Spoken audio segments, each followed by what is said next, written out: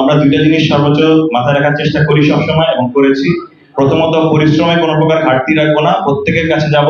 এবং দ্বিতীয়ত, রাতের যে ইবাদত, সারাদিনের ভুল ত্রুটি, বাকি যে পরিপূরক যে আল্লাহর সন্তুষ্টি, সে সন্তুষ্টি তাহার দিতে পারবো।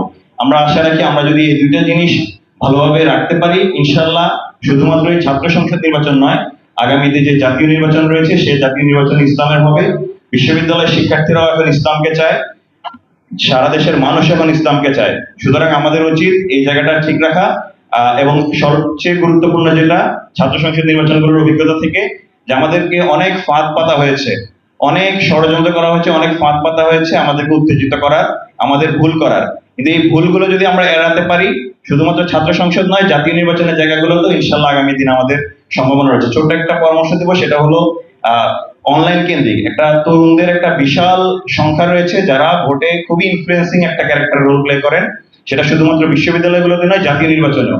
আমাদের উচিত এই তরুণদের জায়গাটা খুব ভালোভাবে গ্র্যাব করার জন্য অনলাইন জায়গাটায়, অনলাইন মিডিয়ায় আমার একটা ভালো দক্ষ এবং জায়গা রাখার। এটি যদি আমার কোনোভাবে গ্যাপ হয়, আমি যতই মাইলের পর মাইল দৌড়াই না কেন, এমন একটা জায়গায় গ্যাপ হয়ে যাবে যেটা আসলে পরবর্তীতে গিয়ে আমি সমীকরণ মিলাতে পারবো না। সুতরাং আমাদের একই সাথে মাঠে যেতে হবে, সবার কাছাকাছি যেতে হবে, এবং একই সাথে অনলাইন মাধ্যমটাতে যেন ভালোভাবে আমরা রাখতে পারি। পরিশেষে আমরা মনে করি আমরা সবাই আসলে আল্লাহর জন্যই খেদমত করছি। আমাদের যতই পজিশন আসুক, যতই জায়গা আসুক, আমরা সবসময় সিজদাবনত থাকবো আল্লাহর কাছে।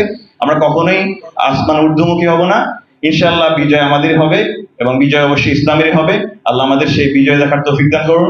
আল্লাহ আমাদের শহীদদের মর্যাদা রাখার তৌফিক দান করুন। আল্লাহ আমাদের জীবনকে ইসলামের জন্য কোরবান করুন। ওমা তৌফিক ইল্লা বিল্লাহ। আসসালামু আলাইকুম ওয়া রাহমাতুল্লাহ।